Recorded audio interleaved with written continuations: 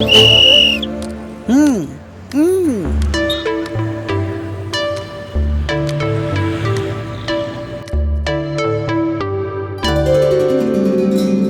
प्रभु से चिठी कौन लिखि के जानी।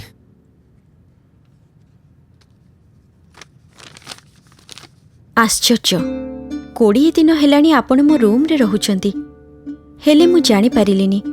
आजिका समय रे गोटिए सत कहबा भारी कष्टकर हेले आपण चिठी रे अनेक सत कथा लिखिथिले सेथिपाई धन्यवाद।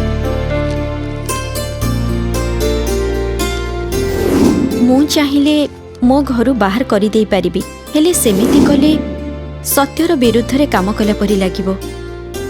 आपणक चिठीरु लागिला आपण बहुत सचोट आउ भद्र लोक तेणु आपणक सुविधा हैला पर्यंत ए घरे आपण रही पारंती। ए कथा कहली बोली भाबंतुनी जे फ्लावर बेस रो टंकाटा मु छाडी देबी से बाबदर टंकाटा मु श्योर कलेक्ट करिवि।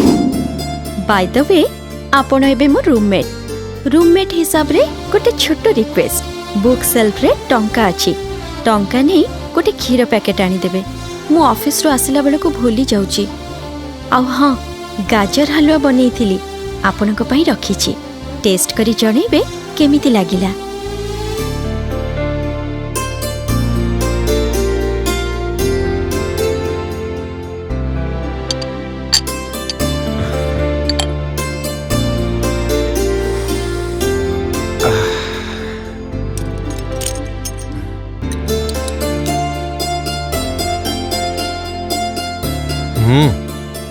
वाह भाभी ये खाली रूम भल सजाती बोली आ बढ़िया रोषे भी करछंती।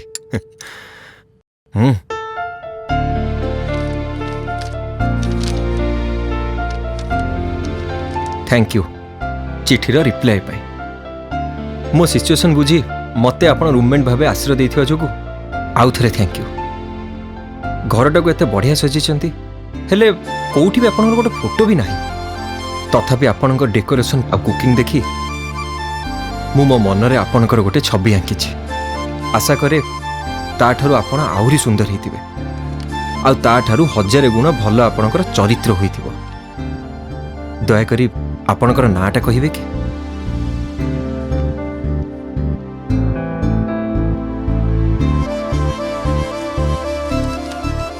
हाँ नाटा कहिदेबी हेले तापरे mobile number WhatsApp number Facebook ID मागिबनी।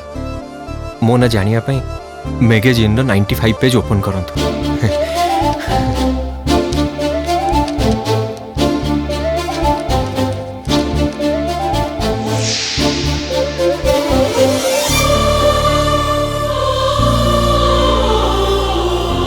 सृष्टि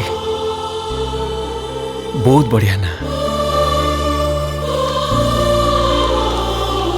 आउ आपणक ना बाय द वे आपणकर किछि जिंस पत्र नाही कि थिले सजेकी रखि परिबे।